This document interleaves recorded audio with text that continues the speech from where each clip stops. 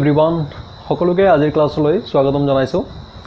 আজি আমি ম্যাথমেটিক্সৰ নতুন টপিক এটা ষ্টাৰ্ট কৰিম, সেইটো হৈছে প্ৰফিট এণ্ড লছ। খুব ইম্পৰ্টেণ্ট টপিক, সকলো ধৰণৰ পৰীক্ষাৰ বাবে, যিকোনো কম্পিটিটিভ এক্সাম হওক, সকলো পৰীক্ষাৰ কাৰণে এইটো এটা খুব ইম্পৰ্টেণ্ট টপিক হয়। পাৰ্চেণ্টেজৰ লগত ৰিলেটেড এটা টপিক প্ৰফিট এণ্ড লছ, আৰু ইয়াৰ লগত আৰু এটা থাকে ডিছকাউণ্ট বুলি, হ'ব। চ' ইয়াৰ আগত আমি পাৰ্চেণ্টেজৰ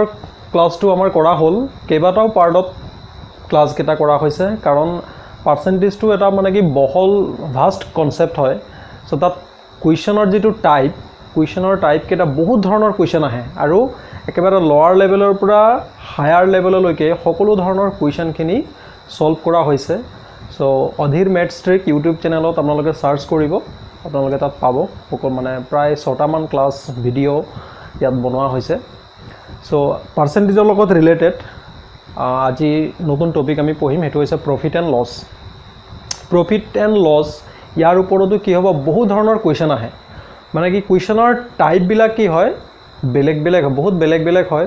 চ' কেইবাটাও পাৰ্টত ভিডিঅ'বোৰ হ'ব, চ' অনুগ্ৰহ কৰি সকলোবোৰ চাব। আৰু যিবোৰ কুৱেশ্যন ইয়াত কৰা হ'ব, সকলোবোৰ কুৱেশ্যন কি হ'ব, সকলো পৰীক্ষাৰ কাৰণে ইম্পৰ্টেণ্ট হ'ব। কাৰণ প্ৰফিট এণ্ড লছ বা পাৰ্চেণ্টেজ বুলি কোৱাৰ লগে লগে এই টপিকবোৰ কি হয়, সকলো ধৰণৰ পৰীক্ষাৰ বাবে কমন, কিন্তু ইয়াত এটা ডিফাৰেঞ্চ আছে। মানে কি কুৱেশ্যনৰ যিটো লেভেল, কুৱেশ্যনৰ লেভেলবিলাক অলপ চেঞ্জ হয়। কিছুমান হায়াৰ লেভেলৰ কুৱেশ্যন আহে, কেতিয়াবা কিছুমান লোৱাৰ লেভেলত কুৱেশ্যন আহে, কিন্তু ইয়াত আমি কি কৰোঁ, সকলো ধৰণৰ কুৱেশ্যনে ডিছকাছ কৰিম, ঠিক আছে। চ' প্ৰফিট এণ্ড লছ পঢ়িবৰ কাৰণে আমি পাৰ্চেণ্টেজটো ভালকৈ জানিব লাগিব। চ' যিসকলে পাৰ্চেণ্টেজৰ ভিডিঅ'বোৰ চোৱা নাই মোৰ, সেইসকল চাই ল'ব পাৰিব। এতিয়া প্ৰফিট এণ্ড লছ বুলি কোৱাৰ লগে লগে কি হ'ব, ইয়াত আমি আৰু দুটা বস্তু আমি ইয়াত গম পাম। এটা হৈছে CP, আনটো হৈছে SP। মানে হৈছে কষ্ট প্ৰাইচ, আনটো হৈছে চেলিং প্ৰাইচ। সম্পূৰ্ণ বস্তুটো এই দুটা ৱৰ্ডৰ লগতে মানে কি কয়, এই দুটা ৱৰ্ডৰ ওপৰতে বেছ কৰি পেলাই আছে। প্ৰফিট এণ্ড লছ বুলি কোৱাৰ লগে লগে কষ্ট প্ৰাইচ আৰু চেলিং প্ৰাইচ, ইয়াতে আমি প্ৰফিট আৰু লছ গোটেই বস্তুবিলাক ডিছকাছ কৰিম। আৰু সকলো ধৰণৰ কুৱেশ্যন, মানে কি কিবা এটা বস্তু কিনিব, কম দামত বিকিলে কিনা দামতকৈ বেচা দাম মানে চেলিং প্ৰাইচটো যদি কম হৈ যায় তেনেহ'লে লছ হ'ব, আৰু কিনা দামতকৈ যদি বেচা দামটো বেছি হয় তেনেহ'লে কি হৈ যায়, প্ৰফিট হ'ব, হয় নহয়। তাৰ ওপৰতে আমি প্ৰফিট পাৰ্চেণ্ট, শতকৰা কিমান লাভ হ'ল, শতকৰা কিমান লোকচান হ'ল, সেইবিলাক উলিয়াওঁ। আৰু কুৱেশ্যনৰ ওপৰত বেছ কৰি পেলাই আমি খুব ইম্পৰ্টেণ্ট ট্ৰিক আৰু টেকনিক আমি ডিছকাছ কৰিম। কমন কিছুমান ট্ৰিক আমি লৈ পেলাই চলিম, যাতে সকলো ধৰণৰ কুৱেশ্যনত একেটা ট্ৰিকত আমি কুৱেশ্যনবিলাক ছল্ভ কৰিব পাৰোঁ, হ'ব। নেক্সট মই কি কৈছিলোঁ যে ইয়াৰ পিছত কি আহে, ডিছকাউণ্ট আহে। ডিছকাউণ্ট বুলি কোৱাৰ লগে লগে কি হ'ব, ইয়াত আৰু এটা আছে MP, মানে mark price. Mark price. So' selling price আৰু মাৰ্ক প্ৰাইচৰ মাজত কি আহে, ডিছকাউণ্ট। এইটো আমি পিছত চাম। ডিছকাউণ্টটো সদায় কাৰ মাজত হ'ব, চেলিং প্ৰাইচ আৰু মাৰ্ক প্ৰাইচ। মানে কি কিমান দামত বিকিছে বস্তুটো, বিকোতে কিমান পাৰ্চেণ্ট ৰেহাই দিছে। ডিছকাউণ্ট মানে কি ৰেহাই, নহয় জানো। ৰেহাইটো ক'ত দিব, কিহৰ ওপৰত দিয়ে, মাৰ্ক প্ৰাইচৰ ওপৰত দিয়ে। যিকোনো বস্তু এটা যেতিয়া মানে বিক্ৰী কৰা হয় বা আমি যেতিয়া কিনো, তাত কি কৰা হয়, কিছুমান যদি ডিছকাউণ্ট থাকে 10% হওক, 25% হওক, 35% বা 30% বা 15%, যিমান পাৰ্চেণ্টে ডিছকাউণ্ট দিয়ে, সদায় বস্তুটোৰ ওপৰত যিটো দাম লিখা থাকে, চিহ্নিত মূল্য যাক আমি কওঁ, সেই চিহ্নিত মূল্যৰ ওপৰতহে ডিছকাউণ্ট দিয়া হয়, হয় নহয়। ডিছকাউণ্ট দিয়াৰ পিছত সেই বস্তুটো বিক্ৰী কৰা হয় যিটো দামত, সেইটো কোৱা হয় আমি কওঁ চেলিং প্ৰাইচ, বা আমি শ্বৰ্ট ফৰ্মত আমি ব্যৱহাৰ কৰিম SP, CP। আৰু প্ৰফিট এণ্ড লছ বুলি কোৱাৰ লগে সদায় CP আৰু SP আহিব, আৰু ইহঁতৰ দুটাৰ মাজত আমি ৰেচিঅ', বেছিভাগ কুৱেশ্যন আমি ৰেচিঅ' ব্যৱহাৰ কৰি পেলাই ছল্ভ কৰিম, ঠিক আছে। চ' ফাৰ্ষ্ট আমি টপিকটোলৈ যোৱাৰ আগত আমি এটা খুব ইম্পৰ্টেণ্ট বস্তু অলপ ৰিভাইজ কৰি ল'ব বিচাৰিছোঁ, সেইটো হৈছে পাৰ্চেণ্টেজৰ ফ্ৰেকশ্যন ভেলু। চ' পাৰ্চেণ্টেজ পঢ়াওঁতেও মই প্ৰথম ক্লাছত একদম ষ্টাৰ্টিঙত সেই ফ্ৰেকশ্যন ভেলুবিলাক মই লিখি দিছিলোঁ, কেনেকৈ মনত ৰাখিব লাগিব সেইখিনিও মই কৈছিলোঁ। চ' আজিও মই অলপ সময়ৰ ভিতৰতে সেইখিনি অলপ ৰিভাইজ কৰিলোঁ। ৰিভাইজ কৰিলে কি হ'ব, যিসকলে নতুনকৈ চাই আছে তেওঁলোকেও ফ্ৰেকশ্যন ভেলুবিলাক চাব পাৰিব, মনত ৰাখিব পাৰিব, প্লাছ সেইবিলাকৰ মিনিং কি হয় সেই মিনিংবিলাকো আমি বুজিব লাগিব হয় নাই মিনিংবিলাক বুজি পালেহে আমি কুৱেশ্যনত কেনেকৈ এপ্লাই কৰিম কুৱেশ্যনত এপ্লাই কৰিলে তাৰ কনচেপ্টটো কি হ'ব সেইখিনি আমি বুজিব পাৰিম ঠিক আছে সো ইয়াৰ ফ্ৰেকশন ভ্যালুবিলাক চাও পাৰ্চেন্টেজৰ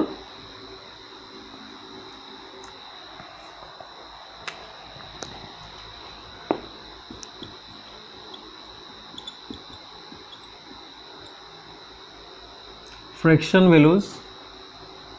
of percentage হ'ব so আমি 100% বুলি কোৱাৰ লগে লগে সদায় যেতিয়া আমি 1 লিখিম 1 বুলি কোৱাৰ লগে লগে এটো কি হ'ব 100% ঠিক আছে 1 বুলি কোৱাৰ লগে লগে এটো হ'ব 100% 1/2 হয় 50% 1/3 হয় 33 1/3% or 33.33% হয় না 1/4 বুলি কোৱাৰ লগে লগে 25% 1/5 বুলি কোৱাৰ লগে লগে 20% 1/6 মানে হৈছে 16 2/3% or 16.66%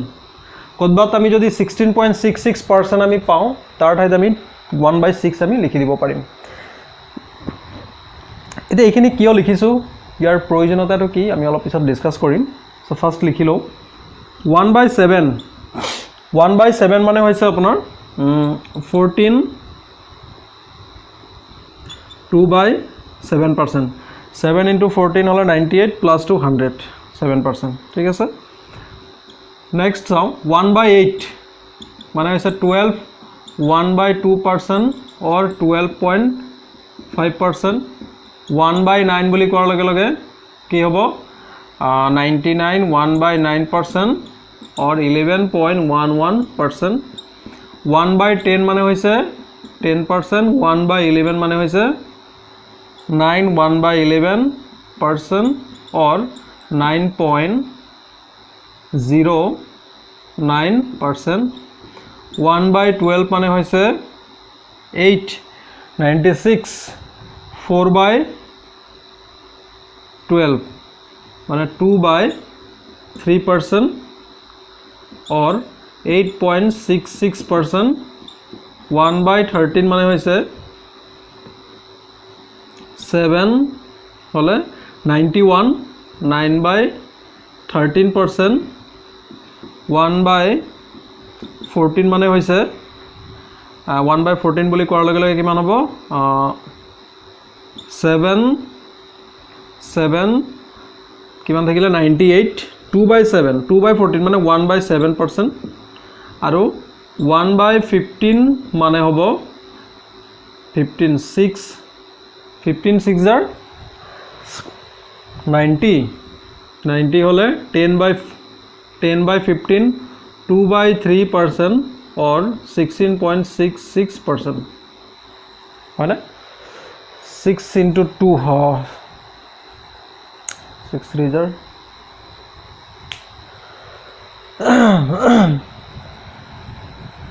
15 into 6 হলে 90 হলে 10/15 থাকে 10/15 ক 5 দি ডিভাইড কৰিলে 5 2 jar 10 5 3 jar 15 2/3 মানে হৈছে 0.66 মানে 6.66% সো 1 ৰ পৰা যদি 1/15 লৈকে আমি পাৰ্চেন্টেজ ভ্যালু বিলাক মনত ৰাখিব পাৰো তেনেহলে আমাৰ পাৰ্চেন্টেজৰ ৰিলেটেড বহুতো কোৱেশ্চন আমি খুব কম সময়ত শৰ্ট ফৰ্মত আমি সলভ কৰিব পাৰো হ'ব আমাৰ মানে কি হয় ক্যালকুলেশন বিলাক প্ৰায় নাইকিয়া কৰি দিয়ে ফ্ৰেকশন ভ্যালু বিলাকে এতিয়া কতবা যদি আমাক দি দিয়ে যে 33.33% হ'ব এতিয়া 33.33% বুলি কোৱাৰ লগে লগে একচুয়ালি এটো 33.33% হয় নে নহয় কাৰণ 33.333333 কে গৈ আছে হয় নহয় এটো ৰিপিটিং ডেসিমেল পৌনপনিক বুলি কোৱা হয় এতিয়া আমি যদি অকল 33.33% লৈ পেলাই অংকটো কৰিব যাও তেনেহলে আমাৰ তাত এক্সাক্ট যেটো আনসাৰ কেতিয়াও নোলায় সো আমি সদায় কি কৰিম 33.33% বুলি কোৱাৰ লগে লগে আমাৰ মনলৈ আহিব ইয়াৰ ভ্যালুটো হৈছে 1/3 সো ইয়াৰ ঠাইত আমি 1/3 যদি পুট কৰি পেলাই অংকটো কৰো তেনেহলে আমাৰ লগে লগে এক্সাক্ট ভ্যালুটো আমি পাই যাম কতবা যদি আমি পাও 16.66% এটা 16.66 পাৰ্চেণ্ট হয়নে ইয়াত 666 বুলি এইটো ৰিপিট হৈ পেলাই গৈ আছে ইনফাইনাইট মানে কি অসীমলৈ গৈ আছে ইনফিনিটি এতিয়া 16.66 লৈ পেলাই মানে ডেসিমেল পয়েন্টৰ 2 ডিজিট লৈ পেলাই আমি যদি অঙ্কটো কৰিব যাও তেনেহলে আমাৰ তাত এক্সাক্ট ভ্যালু কেতিয়া নলয় আমি মানে কি এপ্ৰক্সিমেটত মানে কি আনসাৰটো পাম যত আমাৰ বহুত ডাউট থাকিব প্লাস ক্যালকুলেশনত বহুত টাইম লাগিব সো এইখিনি কৰাতকে আমি যদি অলপ কষ্ট কৰি পেলাই এই ফ্ৰেকশন ভ্যালু বিলাক মনত ৰাখো আমি 16.66 অৰ ঠাইত মই 1/6 লিখি পেলাই যদি ক্যালকুলেশনটো কৰি দিও খুব বেছি 5 সেকেন্ডৰ ভিতৰত আমাৰ অঙ্কটো সমাধান হ'ব আৰু এক্সাক্ট ভ্যালু আমি পাই যাম ঠিক আছে সো পাৰ্সেন্টেজৰ যি কোনো question plus profit and loss next পাৰ্সেন্টেজৰ ওপৰত বেস কৰা আৰু আছে ডিসকাউন্ট আৰু সিম্পল ইন্টাৰেস্ট কম্পাউন্ড ইন্টাৰেস্ট প্ৰতিটো ক্ষেত্ৰত এই ফ্ৰেকশন বিলাক ভ্যালু বিলাকে বহুত ইম্পৰ্টেন্ট ৰোল প্লে কৰে সো সকলোকে অনুৰোধ কৰিছো ফ্ৰেকশন ভ্যালু বিলাক পাৰ্সেন্টেজৰ যাতে সকলোৱে মনত ৰাখি লয় ৰেগুলাৰ পঢ়াৰ সময়ত এবাৰ দুবাৰ যদি চাই দিয়া হয় এবাৰ দুবাৰ চাই দিয়া হয় লিখি দিয়া হয় হেখিনি লাহে লাহে এনে মনত থাকিব আৰু অঙ্ক বিলাক তো আমি কৰিমে অঙ্ক বিলাকত আমি প্ৰতিটো পাৰ্সেন্টেজৰ ফ্ৰেকশন বিলাক যত জেনেকে পাম আমি ব্যৱহাৰ কৰিম কৰোতে প্ৰেক্টিস কৰোতে বহুতখিনি আমাৰ মনত আহি যাব ঠিক আছে সো এখিনি আছিল ফ্ৰেকশন ভ্যালু সো আমাৰ আজি টপিকটো আছে প্ৰফিট এন্ড লস হয়নে সো কনসেপ্টটো আৰু অলপ ভালকে বুজি পাবৰ কাৰণে খুব ইজি কোৱেশ্চন এটা আমি লম কোৱেশ্চনটো লৈ পেলাই আমি সলভ কৰিম ঠিক আছে সো স্টাৰ্ট কৰিছো কোৱেশ্চন নম্বৰ 1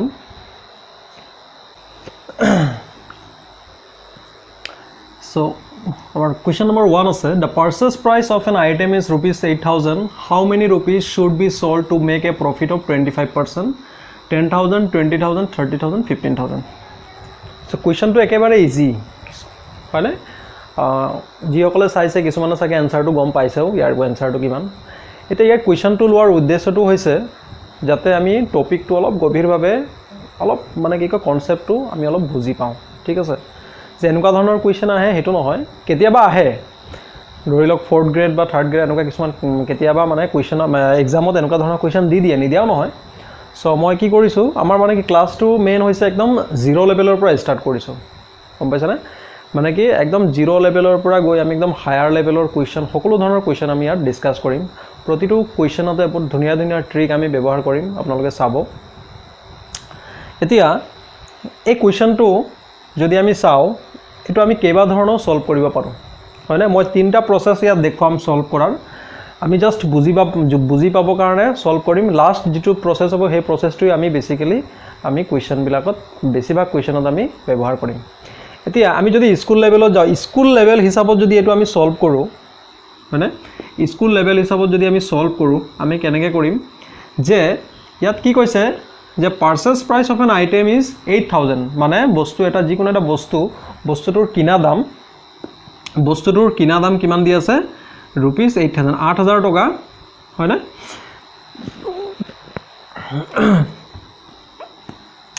বস্তুটোৰ কিনা দাম কিমান দিছে rupees 8,000 মানে বস্তু এটা 8,000 ত কিনিছে সো কিমান দামত বিকিলে কিমান দামত যদি আমি বস্তুটো বিকু যাতে ইয়াত প্রফিট কিমান হ'ব 25% হয়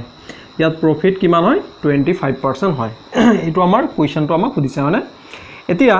আমি যদি চাও স্কুল লেভেলত যদি আমাৰ যেটো মেথড আমাক শিকোৱা হয় হেতু মেথডত যদি আমি চাও আমি ইয়াত কি উলিয়াম ফার্স্ট প্রফিট কিমান হ'ব মানে 25% প্রফিট মানে কি হয় যে 100 টকাত কিমান টকা লাভ কৰিছে 25 টকা তেনেহলে 8000 টকাত কিমান টকা লাভ কৰিব আমাৰ এইমটো হ'ব যে 8000 ত 25% অফ 8000 কিমান হ'ব হেতু প্ৰফিটটো উলিয়া আমি কিনা দামৰ লগত প্লাস কৰি দিম হয় না মানে এটো আমি কেনেকৈ উলিয়াও যে বস্তুটো কিমান দামত কিনিছে মানে কি কয় 100 টকাৰ বস্তুটো প্ৰফিট 20% লব বিচাৰিছে মানে 100 টকাত কিমান টকা প্ৰফিট লব বিচাৰিছে 25 টকা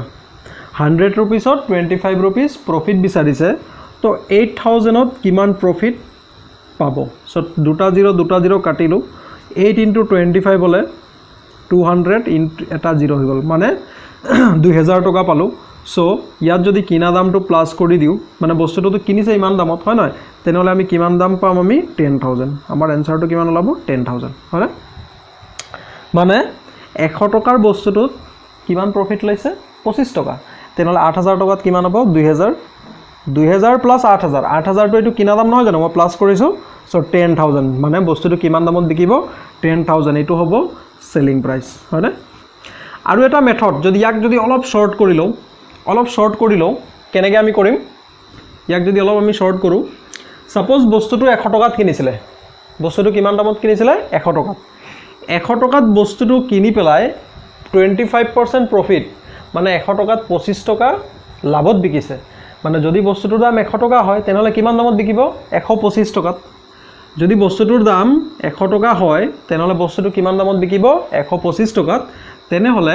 8000 ৰ বস্তুটো কিমান দামত বিকিব সো ইয়াত আমি যদি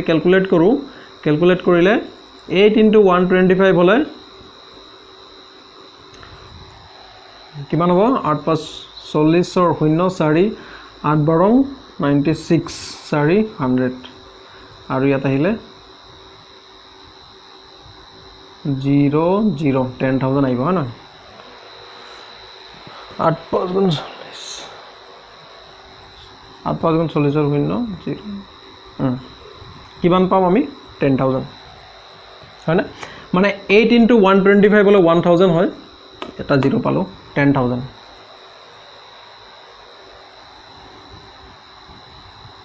ঠিক আছে এতিয়া ইয়াত আমি কি উলিয়ালো যে বস্তুটোৰ দাম যদি 100 টকা হয় আমি ইয়াত কস্ট প্ৰাইসটো কিমান লৈছো 100 টকা 100 টকাৰ কস্ট প্ৰাইসৰ বস্তুটো 25% লাভত যদি বিকো কিমান দামত বিকিম আমি 100 টকাত 25 টকা লাভ লৈ আছো মানে 125 টকাত বিকিম মানে সেলিং প্ৰাইসটো ইমান হ'ব তেনেহলে 8000 টকাৰ বস্তুটো আমি কিমান দামত বিকিম হেতু কৰোতে আমি কি কৰিলো 8000 টো ইয়াত মাল্টিপ্লাই কৰিলো সদায় প্ৰসেসটো কি হৈ আছে ইয়াত কি কৰিলো মানে বেস কাক লৈছো 100 ক লৈছো মানে 100 টকাত কিমান টকা লাভ কৰিছে 25 টকা তেনেহলে 8000 ত কিমান টকা লাভ কৰিব 2000 2000 প্লাস 8000 10000 100 টকাৰ বস্তুটো কিমান দামত বিকিছে 125 টকা তেনেহলে 8000 ৰ বস্তুটো কিমান দামত বিকিব ডাইৰেক্টলি সেলিং প্ৰাইসে উলিয়াই দিছো ইয়াত 8000 ৰ বস্তুটো কিমান দামত বিকিব 10000 এতিয়া আমি লাস্ট এটা ইম্পৰ্টেন্ট একদম মোস্ট ইম্পৰ্টেন্ট আমি ট্ৰিক আমি শিকিম ইয়াত যেটো আমাৰ ম্যাক্সিমাম কোৱেশ্চনত কি হ'ব ইউজ হ'ব আৰু সেই ট্ৰিকটো কিহৰ ওপৰত বেস কৰি পেলাই হ'ব ফ্ৰেকশন ভ্যালুৰ ওপৰত খুব ইম্পৰ্টেন্ট হয় এতিয়া কিমান টকা লাভ কৰিব বিচাৰিছে 25% হয়নে 25% বুলি কোৱাৰ লগে লগে 25% ৰ ফ্ৰেকশন ভ্যালু হৈছে 1/4 হয় নাই এতিয়া আমি ইয়াত লিখিলো কস্ট প্ৰাইস আৰু এটো লিখিলো সেলিং প্ৰাইস যেতিয়া ফ্ৰেকশন ভ্যালু ব্যৱহাৰ কৰিম সদায় কি হ'ব আমি ইয়তক ৰেশিও তুলিয়াম ঠিক আছে এতিয়া খুব বহুত ইম্পৰ্টেন্ট কথা এটা ক'ব বিচাৰিছো ভালকে শুনিব এই ফ্ৰেকশন ভ্যালু বিলাকৰ মিনিংটো আমি কি বুজাও ফ্ৰেকশন ভ্যালু বিলাক মানে কি হয় এতিয়া 25% বুলি কোৱাৰ লগে লগে 25% বুলি কোৱাৰ লগে লগে মই কলো ইয়াৰ ফ্ৰেকশন ভ্যালু হৈছে 1/4 এটা 25% মানে হৈছে 1/4 এটা 1/4 ৰ মিনিংটো কি হয় যে কোনো এটা সংখ্যা যদি 4 হয় 4 ৰ 25% কিমান হ'ব 1 হ'ব এতিয়া যদি আমি কও যে এটা সংখ্যা 25% বঢ়াই দিয়া হল যদি মই সংখ্যাটো 4 বুলি এজিউম কৰো আমি ম্যাথমেটিক্সত বেছিভাগ বস্তু ধৰি লও কনসিডাৰ কৰি লও হয় নহয় যদি মই 25% মানে সংখ্যাটো 4 বুলি ধৰি লও তেনেহলে 25% বঢ়োৱাৰ লগে লগে সংখ্যাটো কিমান হ'ব 25% যদি বঢ়াই দিম মানে 4 ত কিমান বাঢ়িব 1 বাঢ়িব মানে সংখ্যাটো কিমান হৈ যাব 5 হৈ যাব মানে 5 হ'ব যদি কও যে সংখ্যা এটা মই 25% কমাই দিলো যদি মই সংখ্যাটো এজিউম কৰো 4 বুলি তেনেহলে 25% কমোৱা মানে কিমান কমোৱা 1 কমোৱা তো তাত কিমান মাইনাস হ'ব 1 মাইনাস হৈ গলে সংখ্যাটো কিমান হ'ব 3 হ'ব খুব ইম্পৰ্টেন্ট কনসেপ্ট হয় এই কনসেপ্টটো আমি বহুত কোৱেশ্চনত ব্যৱহাৰ কৰিম এতিয়া এই যেটো কনসেপ্ট এটুক মই যদি কস্ট প্ৰাইস আৰু সেলিং প্ৰাইসত ব্যৱহাৰ কৰো কি হ'ব সব 25% মানে হৈছে 1/4 এতিয়া বস্তুটোৰ দাম যদি 4 টকা হয় কিনা দাম বস্তুটোৰ কিনা দাম যদি 4 টকা হয়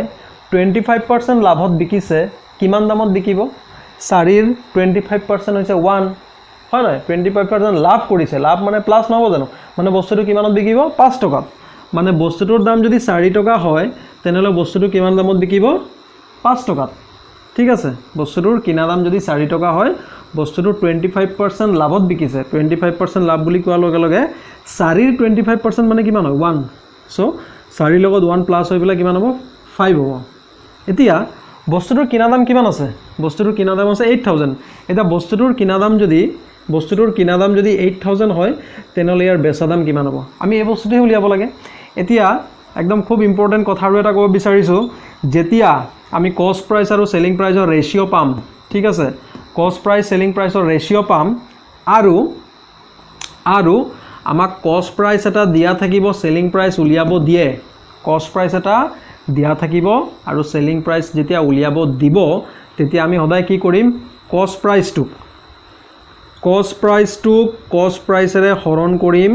আৰু সেলিং প্ৰাইচটো মাল্টিপ্লাই কৰিম ঠিক আছে মই কি কৈছোঁ যেতিয়া আমি কষ্ট প্ৰাইচ আৰু সেলিং প্ৰাইচৰ ৰেশিও পাম এই ৰেশিওটো আমি নিজে কনসিডাৰ কৰিব লাগিব নিজে এজিউম কৰিব লাগিব আৰু এজিউম কৰ পৰা কৰিম পাৰ্চেন্টেজৰ পৰা ঠিক আছে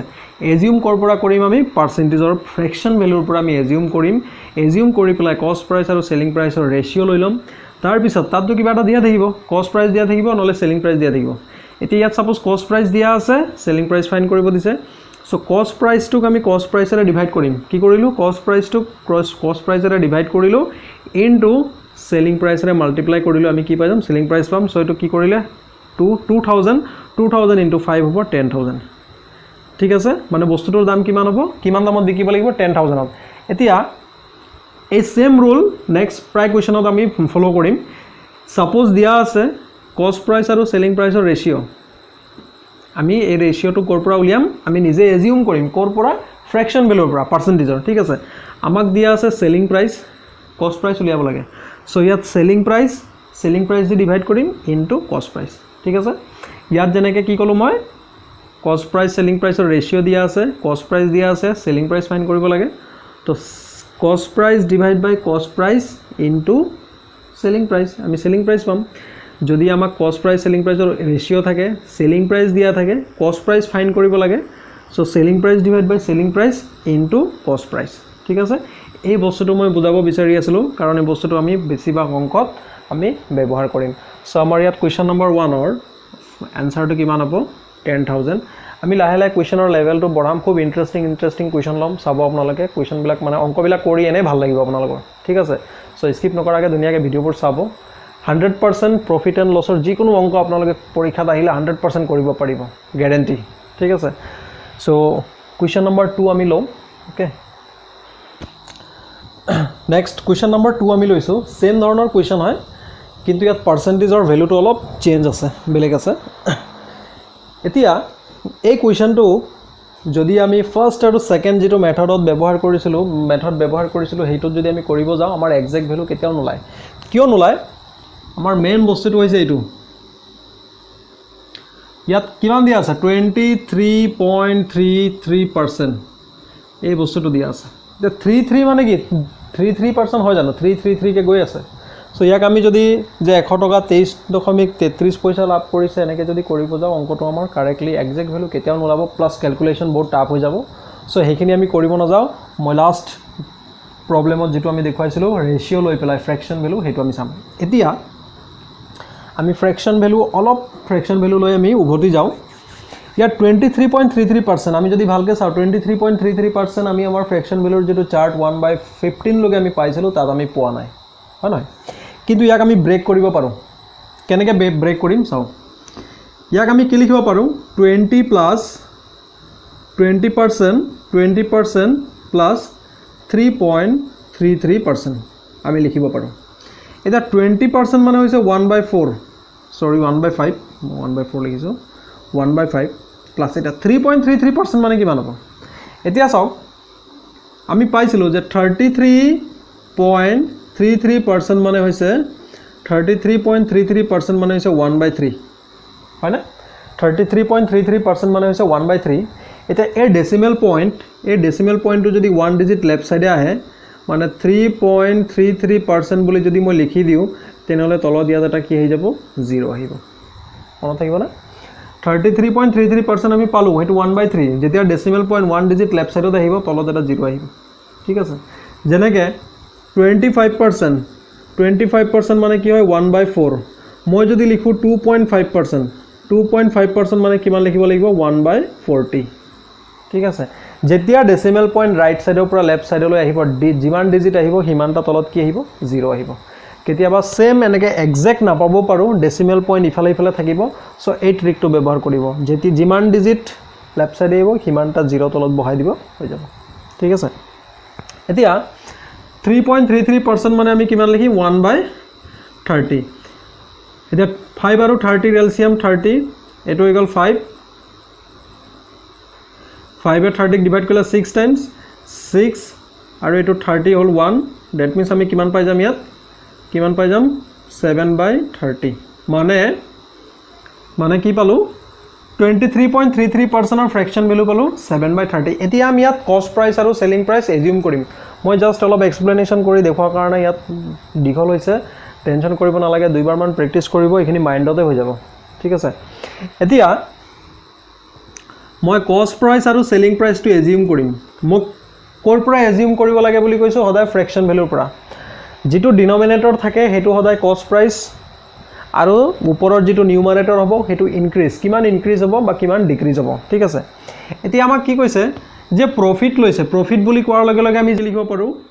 20% plus 3.33% 20% মানে হৈছে 1/5 20% মানে 1/5 আমি জানো এটা 3.33% মানে কি হয় আমি পাইছিলো কি পাইছিলো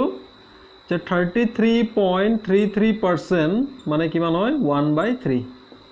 33.33% অৰ ভ্যালু 1/3 বুলি পাইছিলো এতিয়া এই ডেসিমেল পইণ্টটো যদি মই 1 ডিজিট লেফট সাইডে লৈ আহো মানে 3.33% বুলি লিখো তেনেহলে ইয়াত হ'ব 1/30 দ্যাট মিন্স যেতিয়া ডেসিমেল পইণ্ট 1 ডিজিট লেফট সাইডে আহিব তেতিয়া ইয়াত এটা কি হ'ব 0 বহিব 33.33% 1/3 হলে 3.33% কি হ'ব 1/30 যেনেকে 25% ইয়াত লিখো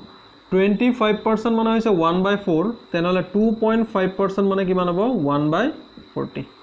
পইণ্টটো যদি 1 ডেসিমেল পইণ্ট লেফট সাইডে লৈ আহো তেনেহলে তলত ইয়াত 0 এটা বহাই দিলে হৈ গল 25% 1/4 2.5% 1/40 ঠিক আছে এতিয়া 3.33% আমি কিমান পাম 1/30 পাম এটো দুটা যদি মই প্লাস কৰো 30 এলসিএম হ'ব 5 এ 36 টাইমছ আৰু এটো 1 টাইম মানে 7/30 হয়না আমি এটো প্লাস কৰিলে কিমান পাম 7/30 পাম মানে বস্তু এটা যদি আমি 7 টকা 30 টকাত কিনো বস্তুটোৰ কিনা দাম যদি 30 रुपीस হয় তেনেহলে বস্তুটো 23.33% প্ৰফিটত বিক্ৰী কৰি যদি কৰো তেনেহলে কিমান দামত বিকিম 30 + 7 37 रुपीस মানে 30 ৰ 23.33% অৰ ভ্যালু কিমান হয় 7 হয় 30 ৰ 23.33% অৰ ভ্যালু হৈছে 7 এটো কনসেপ্টটো আগতো ডিসকাস কৰা হৈছে সদায় তলৰটোৱে কি বুজাব হোল নাম্বাৰ গোটা নাম্বাৰটো বুজাব তাৰ ভাগ পাৰ্সেন্টেজৰ পৰিমাণটো হ'ব ওপৰৰ নাম্বাৰটো এতিয়া সেই কাৰণে 30 টো ডিনোমিনেটৰটোক আমি সদায় কস্ট প্ৰাইস হিচাপে লম আৰু ওপৰৰটো হ'ব প্ৰফিট বা লস যদি প্ৰফিট হয় আমি ওপৰৰটো প্লাস কৰিম যদি লস হয় আমি কি কৰিম মাইনাস কৰিম এটা ইয়াত প্ৰফিট বুলি কৈছে এটা 30 ৰ 23.33% অৰ ভ্যালু হৈছে 7 এতিয়া 23.33% লাভ কৰিছে মানে 30 টকাত কিনা বস্তুটো কিমান টকাত বিকিছে 37 रुपीसত বিকিছে মানে কস্ট প্ৰাইস সেলিং প্ৰাইস 30 টকাত যদি কিনিছে 37 रुपीसত বিকিছে এতিয়া 12000ত যদি কিনে কিমান টকাত বিকিব মই কি কৈছিলো কস্ট প্ৰাইস যদি থাকে কস্ট প্ৰাইস দি প্লাই ডিভাইড কৰিব আৰু সেলিং প্ৰাইসটো মাল্টিপ্লাই কৰিব হয়নে যদি সেলিং প্ৰাইস থাকে সেলিং প্ৰাইস দি ডিভাইড কৰিব কস্ট প্ৰাইস মাল্টিপ্লাই কস্ট প্ৰাইস থাকিলে কস্ট প্ৰাইস দি ডিভাইড সেলিং প্ৰাইস দি মাল্টিপ্লাই সো এটো যদি মই কাটি দিও এটো 12000 আছিল এটো 00 ক্যান্সেল হৈ গল এটো 400 থাকিলে 4 * 3 হলে 12000 47 jar এটো হ্যাঁ এটো 47 jar 28 43 jar 12 13 14 আৰু 00 আইলে মানে 14800 আমাৰ অপশন নাম্বাৰ ডি হ'ব কারেক্ট आंसर 14800 ঠিক আছে সো আমি ফ্র্যাকশন ভ্যালু লৈ পেলাই যদি অঙ্কটো কৰো অঙ্কটো আমাৰ কি হৈ যায় বহুতখিনি ইজি হয় ঠিক আছে সো নেক্সট আমি কোৱেশ্চন চাও question number 3 next question number 3 আছে if an article is sold for ₹66,300 and the profit on this article is 27.5%, what will be the cost price? এতিয়া ইয়াৰ আগৰ কেটাত আমি সেলিং প্ৰাইস ফাইন্ড কৰিছিলো প্ৰফিট দিয়া আছিল কস্ট প্ৰাইস দিয়া আছিল এতিয়া আমি কস্ট প্ৰাইস ফাইন্ড কৰিব লাগে সেলিং প্ৰাইস দিয়া আছে আৰু প্ৰফিট দিয়া আছে এতিয়া ইয়াতো পাৰ্চেণ্টেজটো কি আছে ডেচিমেলত আছে সো ফাৰ্স্ট আমি কি কৰিম পাৰ্চেণ্টেজটোক ইয়াৰ ফ্ৰেকশন ভ্যালুত কনভাৰ্ট কৰিম হয়নে 27.5% এটুক আমি ব্ৰেক কৰিব পাৰো কি কিমানত ব্ৰেক কৰিম 27.5 হলে 25% plus 2.5% 25% মানে হৈছে 1/4 এতিয়া মই কি কৈছিলো যে 1 মানে ডেসিমেল পয়েন্টটো যদি 1 ডিজিট লেফট সাইডে আহে তেনে হলে তলত 0 বহে মানে এটো কিমান হ'ব 1/40 25% মানে 1/4 তেনে হলে 2.5% মানে কিমান হ'ব 1/40 এতিয়া ইয়াত আমি যদি এলসিএম লৈ লও কিমান হ'ব 40 এ সৰি 4 এ যদি 40 ক ডিভাইড কৰো 10 টাইমস হয় না 10 আহিব ইয়াত 1 আহিব দ্যাট মিন্স আমি কিমান পাই যাম 11/40 মানে 4 এ 40 ক ডিভাইড কৰিলে 10 টাইমস 10 1 jar 10 40 এ 40 ক ডিভাইড কৰিলে 1 Times 1 1 jar 1 10 plus 1 11/40 that means এইটোৱে কি বুজাব কস্ট প্ৰাইস সৰি ইয়াত এইটোৱে বুজাব কস্ট প্ৰাইস আৰু এইটো হ'ব প্ৰফিট মানে প্ৰফিট কৰিছে না ইয়াত আমি প্ৰফিট বুলি কৈছে সো প্ৰফিট লম আমি ইয়াত কস্ট প্ৰাইস আৰু সেলিং প্ৰাইস আমি ফাইন্ড কৰিম এতিয়া সাপোজ বস্তুটোৰ দাম 40 টকা কি ললো স্লেট বস্তুটোৰ দাম দা আৰ্টিকলৰ দামটো কস্ট প্ৰাইসটো 40 টকা 40 টকাত তেও কিনিলে যদি 40 টকাত কিনে তেনহলে 40 টকাৰ 27.5% টো কিমান হ'ব 11 হ'ব সো এটো প্ৰফিট কৰিছে না প্ৰফিট কৰিলে কি হ'ব প্লাস হৈ যাব লস হলে মাইনাস হ'ব সো 40 আৰু 40 যদি কস্ট প্ৰাইস হয় ইয়াত প্ৰফিট কিমান কৰিছে 11 रुपीस তেনহলে কিমান হ'ব 51 रुपीस এটা সেলিং প্ৰাইস কিমান দিয়া আছে 66,300 रुपीस তেনহলে কস্ট প্ৰাইস কিমান হ'ব মই কি কৈছিলো সেলিং প্ৰাইস দিয়া থাকিলে সেলিং প্ৰাইস দি ডিভাইড কস্ট প্ৰাইস মাল্টিপ্লাই সো মই সেলিং প্ৰাইস দি ডিভাইড কৰি দিম 66,300 ডিভাইড বাই 51 ইনটু কিমান হ'ব 40 এটো ক্যালকুলেট কৰিলে আমি পাম ইয়াত থাকিলে 5 ইয়াত থাকিলে 1 153 হলে 51 দি পেলাই 3 1 3 টাইমস মানে 13 টাইমস আৰু এটো 0 দুটা আহি যাব 4 into 13 52 আৰু আহিব 3টা 0 মানে বস্তুটোৰ কস্ট প্ৰাইস কিমান হ'ব 52000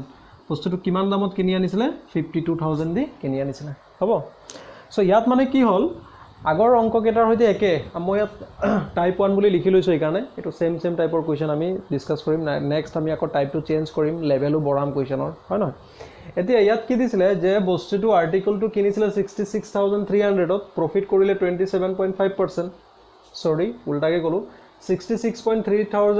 66300 ত আৰ্টিকলটো সেল কৰিলে বিকিলে প্ৰফিট কৰিলে 27.5% তেনহলে তাৰ কস্ট প্ৰাইস কিমান হ'ব কিমান দামত কিনি আনিছিলে এতিয়া মই 27.5% অফ ফ্ৰেকশন ভ্যালু উলিয়াই ললো 11/40 হৈ গল হয় না এইখিনি যিমান প্ৰেক্টিস কৰিব হিমান উনকালে উলিয়াব পাৰিব প্ৰেক্টিস কৰোতে এটো মাইন্ডতে উলাব টেনশন নাই তলৰটো হওঁতে কস্ট প্ৰাইস বুজাব কস্ট প্ৰাইস যদি 40 টকা হয় ওপৰৰটোৱে লাভ বা লোকসান লাভ হলে প্লাস লোকসান হলে মাইনাস এটা 40 টকা যদি কিনা দাম হয় লাভ কৰিছে 11 টকা তেনহলে তাত বেচা দাম কিমান হ'ব 51 रुपीस সো 40:51 তো বেচা দাম আমাক দি দিলে যে 66,300 তেনহলে মই কি কৈছিলো যদি সেলিং প্ৰাইস থাকে সেলিং প্ৰাইস দি ডিভাইড ইনটু কস্ট প্ৰাইস সেলিং প্ৰাইস দি ডিভাইড কৰি ইনটু কস্ট প্ৰাইস এটো ক্যান্সেল কৰোতে 13 টাইমস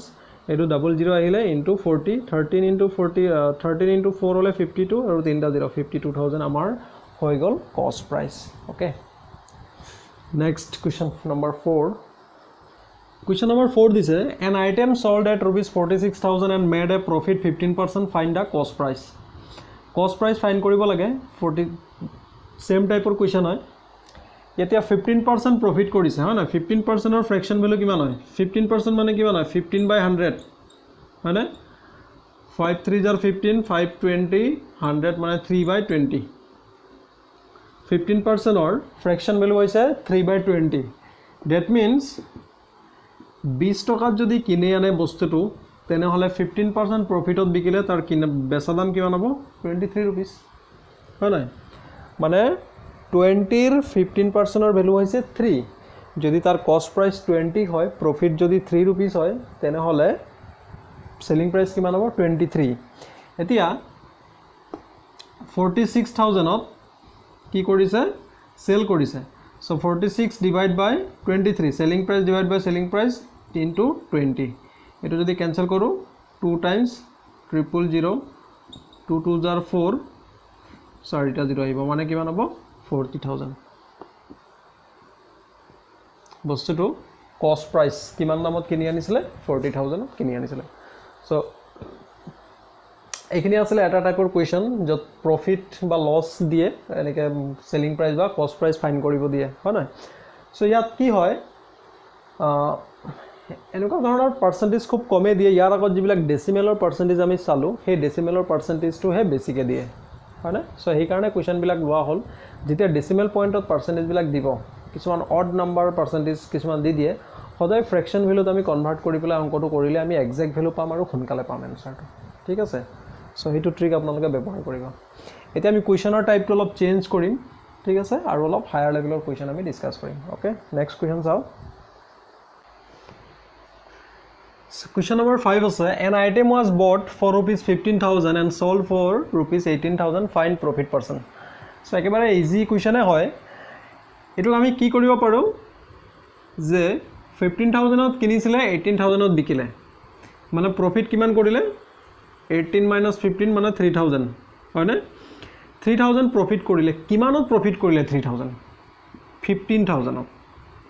সদায় এনেকুৱা ধৰণৰ কোৱেশ্চনত কনফিউজন কি হয় যে তলত কস্ট প্ৰাইস আহিব না সেলিং প্ৰাইস আহিব যে কিমান দামত বিকিছিলো সেই বস্তুটো তলত বহাম নে কিমান দামত কিনিছিলো সেই বস্তুটো বহাম এনেকুৱা ধৰণৰ কোৱেশ্চনত সদায় কস্ট প্ৰাইসটো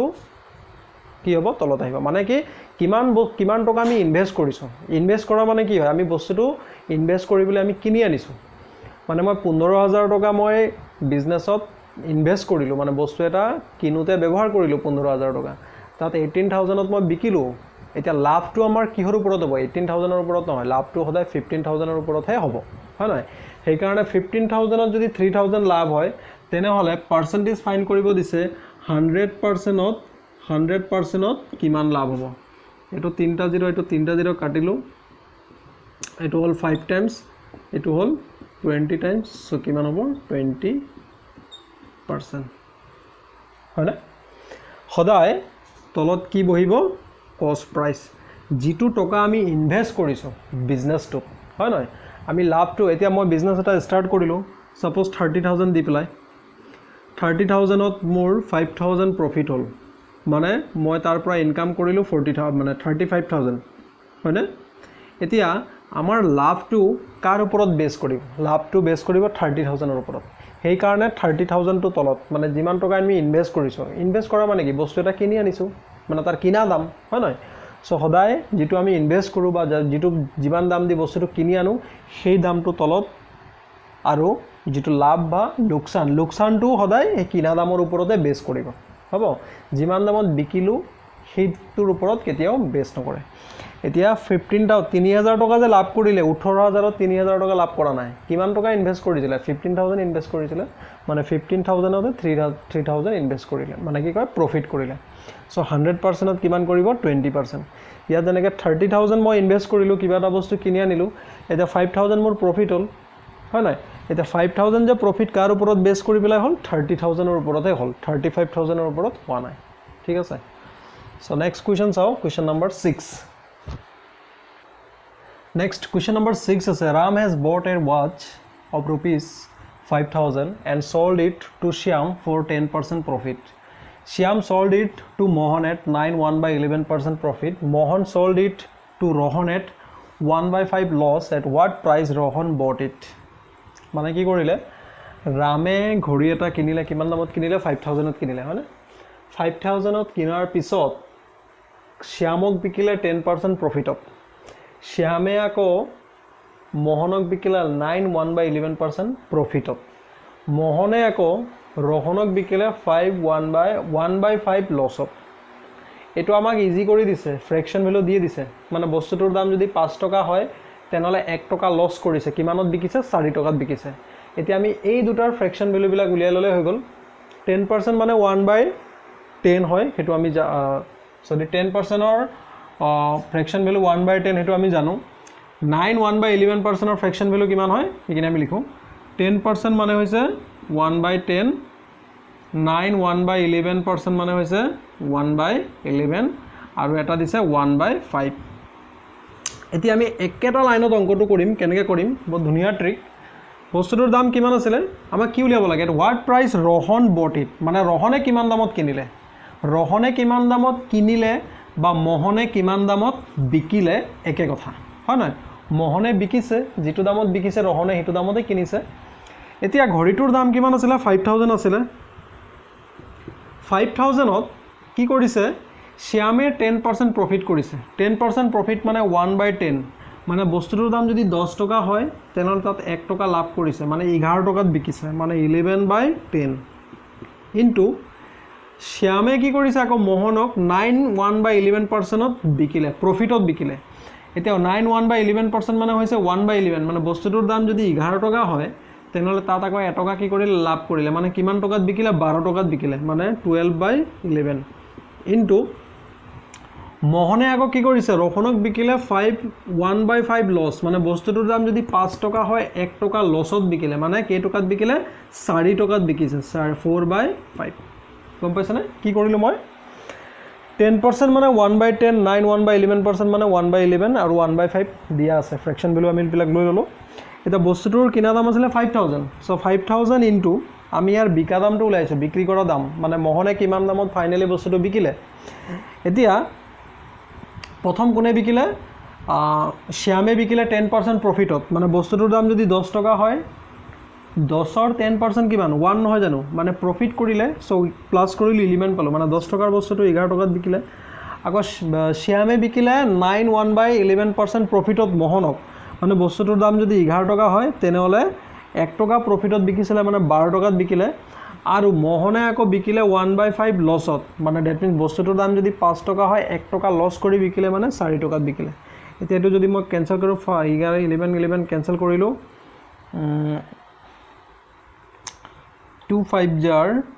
10 2 6 jar 12 পাই গলো হয় না 5 1 jar 5 5 1